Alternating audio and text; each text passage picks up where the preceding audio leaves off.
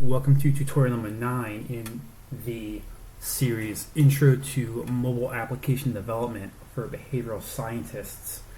We are picking up where we left off in the last tutorial, where we put together a class to that represented the view that we wanted Xamarin to show on the emulator.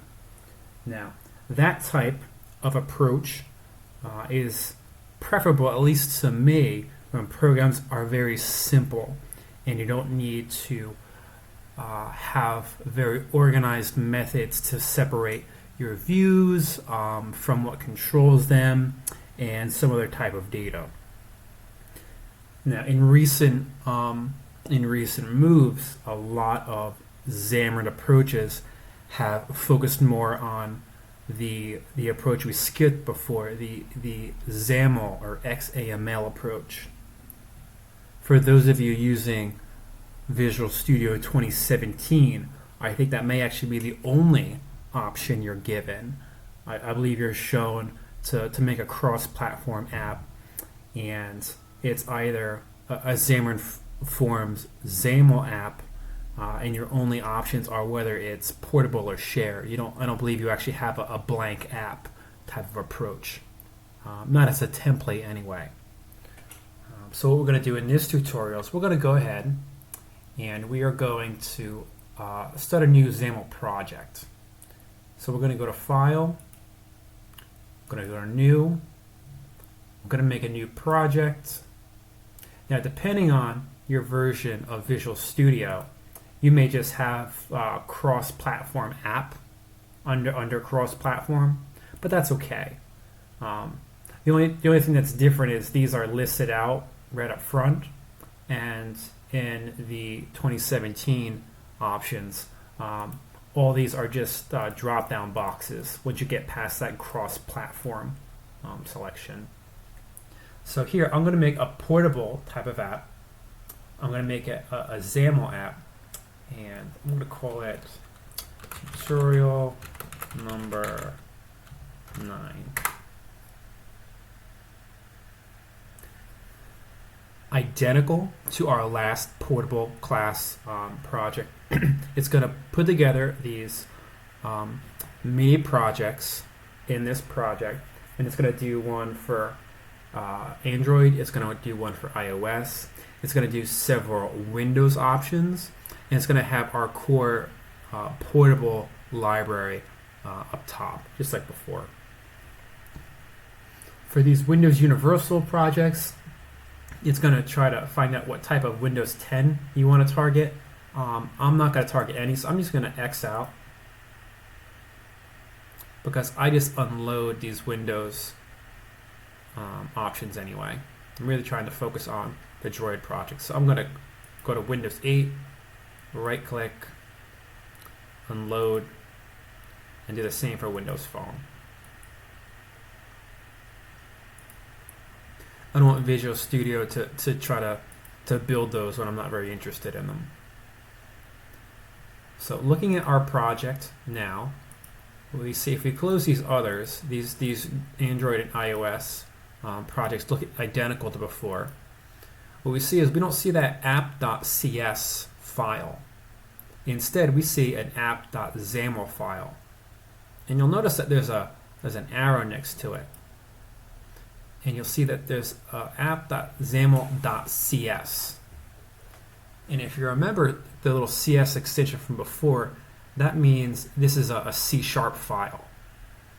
What we see is behind each of these XAML files, there is code behind the XAML file. And that's actually what it's generally referred to as. It's called code behind. Whenever we modify some code behind a XAML file, that's usually what people mean by code behind.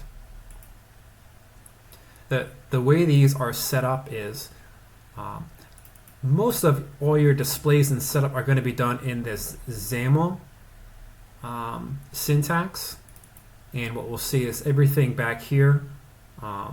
This isn't a good example. Everything behind the view should be very simple.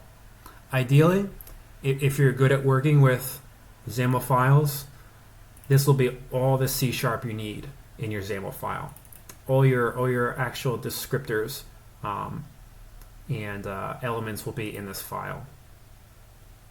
So if we were to break down the logic of this application, just like how in our last project, this Droid project, which will run in the emulator, just how this one loads the app file instead of an app.cs in the last file, it's going to load this app XAML file.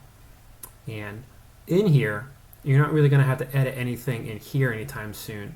This is an application type of file, and it has a little bit of information back here. You'll see the same methods that we saw before, the on start, sleep, on resume, they're all in there. And what we see is, just like our last app.cs file, it has a part where it's being told what the main page should be. And in here, instead of just in code writing out what that is, here it's saying that it's this main page class, and it's the main page class isn't a C# file, it's this main page XAML file. Before we go too far, we're actually going to launch the emulator. So let's start this project up. We'll change to our Nexus 9, and we'll launch this.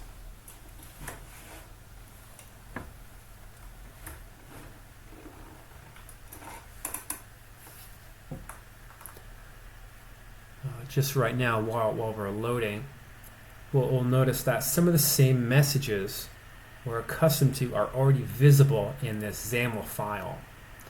If anyone has any experience with any type of markup language, to me this is reminiscent of HTML, where there are these types of elements with these parameters, and in here we see some of the options that we had before, where options for specifying the text and how to handle vertical and horizontal orientation.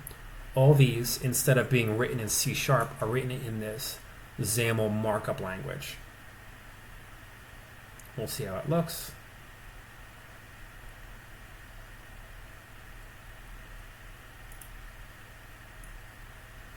All right. So, like before, we see this familiar Welcome to Xamarin Forms display on the emulator. And instead of seeing it written out in C#, we see all this information written in this XAML file. Stop that. So that's about all we'll cover today. We covered how to launch a XAML type Xamarin application, and just kind of viewed the elements of XAML and how they're different than the C# approach that we use in the blank app format before. Until next time, subscribe to the channel and check out the website, and we'll see you then.